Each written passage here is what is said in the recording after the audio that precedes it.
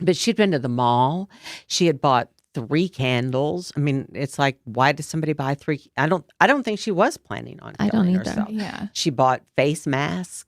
She loved it. She had beautiful, flawless, the most amazing skin. Her sisters hated her for her skin and hair. Her hair was fabulous and her skin was fabulous. I wanted to just show this is Grace. Yeah, So normal day. yeah, And so what happened? So she got busted smoking pot, or how did that whole that's it. thing, And what happened? And Brian almost didn't even go in there. He said, Did you catch her? I just smelled it in the hall, and I said, I'm going in there to confront her. And Had you had any thought?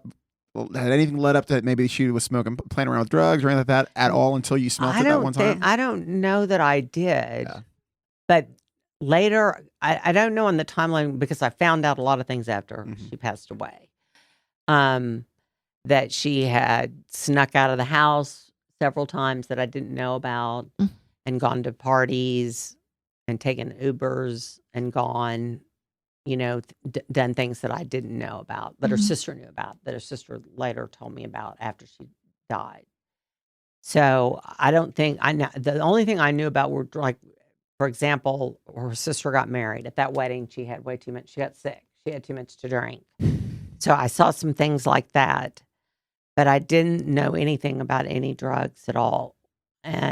But I know, as a mom of a teenager, it is, I mean, you know how it is. Like, they are babies, and it is extremely difficult to wrap your head around them becoming adults and wanting to do adult things. And it's very hard for us to even put our heart and mind to it. I always say also that when they become sexual beings, like, it's so weird. Like, your brain almost can't process it. And so I'm imagining you smell pot, and now that's your 16-year-old. I mean, I can imagine if that's Jolie, I'm going to barge in there too. And I'm going to we'll be in big trouble. And there will be the phone taken too. I mean, it's a normal reaction as parents. So you smell it, and you talk to Brian before you go in? Yeah. And what does he say? Well, he just went in there with me, but for once, because he usually left all disciplining up to me, which was not good. I mean, How are you as a disciplinarian? Well, I did my best, but I got undermined all the time because Brian would let them have parties when I wasn't there. Really? Yeah. It was one time Grace and I were going to a spa just by herself. And then I forgot something, so I came back, and then there was a full raging party going on at my house with Abby and her friends. How old is Abby? And I kicked Brian out of the house. She was probably 15. Was he there? 16. Oh, yeah, he was there. Yeah. Oh, he was like you to that. Yeah. Yeah. Oh. Dude, that's crazy. So crazy party happening. And he'd let that stuff go on at the lake house. We had a lake house. So they're drinking, they're just whatever? Oh, yeah, they were just partying down. Wow. Yeah. God. And he was real because he grew up like that. His parents let him have keggers, and as long as it was at their house, it was all fine. And so he grew up with that mentality of that was fine, whereas mine was Southern Baptist strict. See, my parents would have whooped my ass for that. But I can at least grasp the thought process of, if you're gonna drink, just do it under my roof, right? I at least grasp the concept of that. Doesn't make it right, but because the crazy stuff I did when I was a teenager and in my 20s, I have a 9-year-old, so I'm scared about what he's going to do to pay me back. Were Abby and Grace close? They were starting to get close. They had not been close. I think Grace was always a little jealous of Abby's. Was real popular and straight A student, and president of student council. I think Grace looked at Abby like she just had it all and had it all together and resented her. And Abby treated her the way most people treat a little sister, meaning you're annoying, you bug me, you're weird, leave me alone. But they were starting to get really close. And it was starting to really change. And they were starting to really confide in each other and back each other up. And I could see where that was going to really blossom and go somewhere. But growing up, there was a lot of friction between the two of them. I was just wondering if maybe she had ever said anything to Abby, or did she But talk she to her certainly about didn't it? talk to her. She didn't talk to anyone except for a couple friends about being suicidal. Wow. That's who Really? they talked to about Friends. because and then she told us that night that she told me that one of my best friends that I have known for 40 years, 14-year-old daughter, killed herself. And When? she's quite a long time ago Okay. now. But she said, I'm going to do what Hallie did. She And I that? said, Grace, don't ever say anything like that. That's not funny.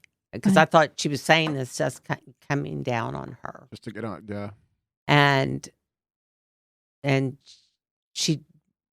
I thought she was just saying that as a response to us coming down, because I got on her too. I mean, I just said, Grace, you're in trouble at school. You're not being yourself at all. What's going on with you? So you guys take the phone. Yeah, and we thought everything. I talked to her for a long time After that. Yeah, Mhm. and I just told her how much I loved her. That's the only other consolation I have, because I can vividly remember telling her, Grace, if anything happened to you, I don't think I can make it. You said that You to would her. take my life as well as your own. You can't do that to me. What'd she say? She just looked at me. I said, you just can't ever do that to me. You know how dependent I even am on you, that you're my best friend. Don't say things like that. Don't even think things like that. So I talked to her and thought she was fine. Thought that we were on the same page. That it was, at this point, it was like 4 a.m. Oh, okay. Wow. We'd been talking for a All long night, time. yeah.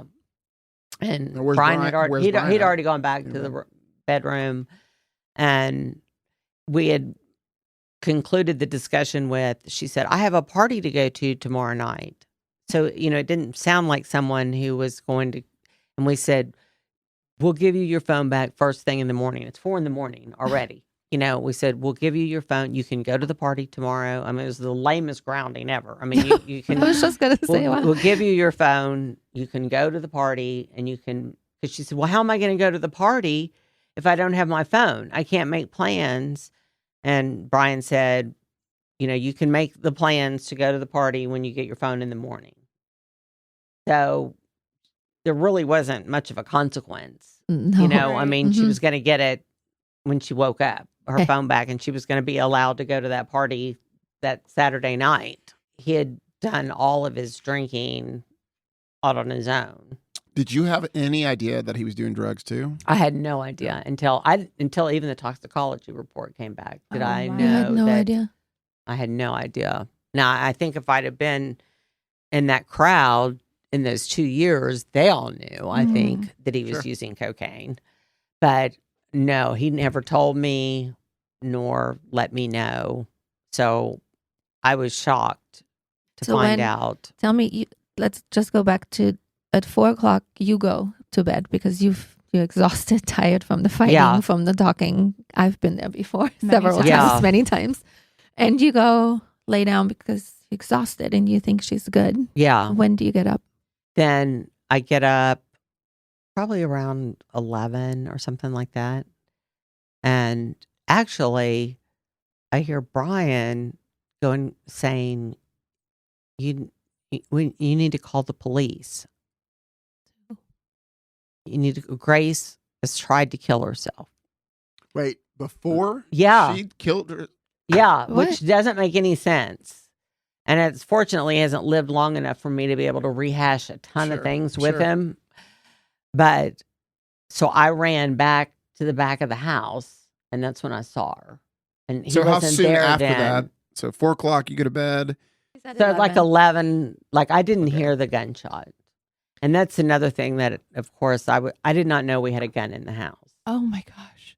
Whose I would was have it? never allowed us to have a gun in the house with a child that I knew had suicidal tendencies. There should never be a gun in the house. Where was the gun? There was a gun in the guest room, because Grace always knew where everything was in our house. She went through all closets, drawers, at all times.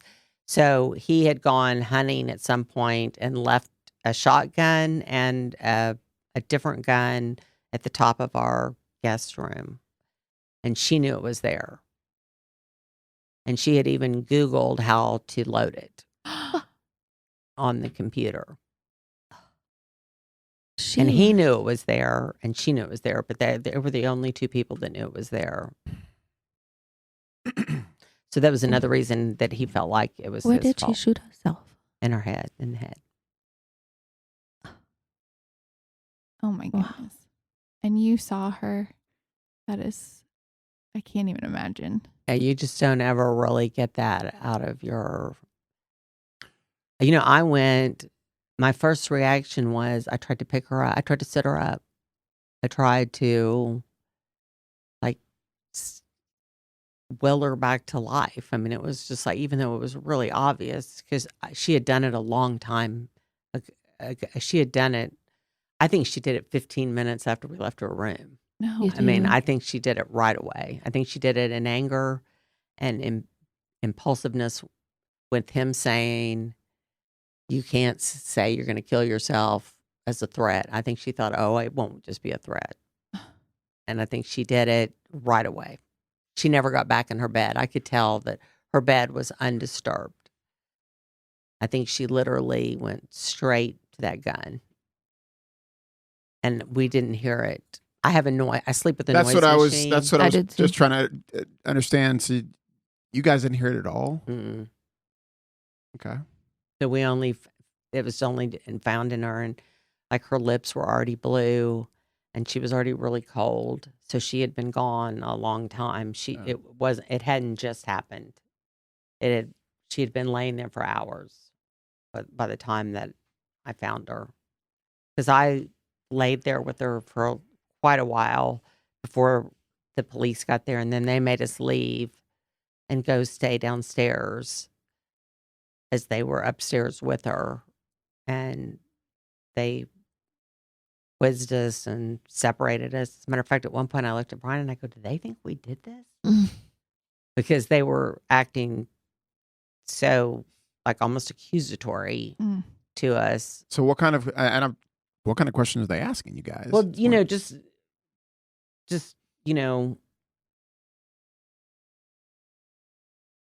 what you didn't hear it? What time? Just sure. What time? Where'd the gun come from? Just and they're not very sympathetic. Sure. They're just very old. Matter of fact. Yeah. What's going on? Details. And they wanted to separate Brian and I to get separate stories. So you guys separated, no questions? Yeah. I mean, okay. Yeah. Was Abby in the house? She had been at her boyfriend's house, so she came back. Like that, we called her, and she came. Did you tell her immediately over the phone? I honestly went into such a shock. I was about to say that too. I got hysterical and don't even know. Like, I just know my son showed up. He lives on Mockingbird, real close to my house, and he made a lot of calls. I didn't call anybody, so I don't know who called Abby. I don't know who called David. I don't know who called my mom. I don't know who called anybody. I was just hysterical. And so I didn't know. And I kept wanting to go up there with Grace, and they wouldn't let me. And then probably one of the next worst sights was when they brought her down in that bag. Mm. And they wouldn't let me near the bag either. When they were carrying her down on the cart. They wouldn't, and we were supposed to meet at church that Sunday when he overdosed, and I think he just couldn't deal with the pain. Mm-hmm. I think he just. So, but now here you are. You just lost your baby girl, and you're going to church. Like you went to the funeral, which is the worst thing ever, too. I mean, the next worst thing. And then it happened 2 days after the funeral, right? Yeah, I think, let's see. The funeral's on Friday, so yeah, I think that's right. So you're supposed to meet him at church. You are at church and he doesn't show. Right. What are you thinking? I'm furious. I'm like thinking, why isn't he here? Right. And then David is sitting there, and then David looks at me and goes, "We've got to go." And I go, "What do you mean?" He goes, "We've got to go to Baylor. We've got to go right now." So we just drove over there, and I was just kind of in shock then, too. I didn't even say, I just rode in the car. Do you know at this point, other than going to Baylor, anything? No, I knew nothing. There's so much trauma. So he knows at this point? David I think knows? he might have known. So how does Baylor come into the picture of we got to get to Baylor? Did somebody text? He got a call. Somebody, Okay. my phone was off because Okay. I was in church, Yep. and his phone, I think, was on. Gotcha. And somebody reached out to him and said, "You've got to get over here." I don't know how much they told him in the text or the phone call, but like when we got there, there were 20 people there. So obviously they had a hard time getting hold of us. Yeah. Well, it was 45 minutes into church. So they could have been trying for 45 minutes to get hold of us. I mean, now. And I just couldn't even take it in. And they didn't know what had happened to him. They just knew they had a video of him getting into the car, and he ceased punching the numbers to get out of the driveway to try to get out of the gate of his law office. And somebody saw him, his body seized, and so they called the ambulance. Oh. Wow. I don't even know. But he was gone when we got there, and they told us that. So from the time he's trying to put the key, the combo, whatever the key pass code to get out, car doesn't move from there. Right. So wow. I don't know how do you move forward the next minute? Yeah, it was. I even said to the people at the funeral home, I said, "Have you ever had any?" I mean, I was here last Monday picking out my daughter's casket. Right. And I thought really the only way I was going to get through it was with, even as angry as I was at Brian, I thought I was going to need him to get through this, right, because he was the only person that loved her as much as I did. And right, I did know he loved her as much as I did. As much as he'd screwed up, I knew he loved her as much as I did. right. And I knew I was going to need him to, and it has been hard to not have him to say, "Remember when Grace did this?" Or, "What do you think Grace was thinking this?" Or, "Well, we did do our best when we did that." And just not have no one to talk to not have the other parent is to be hugely robbed, as I've seen in these support groups, where a lot of times where both parents are there, or they go away and go to something together to try to heal, and I have just had to walk this journey completely alone. So let me ask, so what does that look like for you? I mean, since Brian's passing, I mean, that's a crazy double whammy of the whole thing. So, I mean, you haven't had that person. So how has it been for you? How do you do? It's really. I mean, I'd be lying if I didn't say this is the thing I know. I know what it feels like, and I've talked to Grace about it. I said, I know what it feels like to want to die. I know what that feels like. Yeah. There have been a few nights where I thought I'm not going to see dawn. That I've counted the number of pills I have and stored them up and thought, I just want to go to sleep and not wake up. How do you? I don't want to feel this. I don't want to feel this sadness. Pain. I can't miss her, because I miss her. That's the worst part about it, is I just miss her. And that is never going to go away. How do you make it through? I mean, I only asked them because you're being honest. And so on those moments that they're so harsh, thank God you have made it through. What has been your saving grace to get you through it? I guess just really two things: God and my other children. I mean, it's how can I do that to them? How can I put that? They've already, or I look at Abby and then she would have no parents. And I think it's not about me. I just have to suck it up It doesn't matter whether I'm happy. It doesn't matter whether I want to be here. It doesn't matter how bad I hurt. It doesn't matter if I'm having fun or not. All those things like ceased to exist for me a long time ago.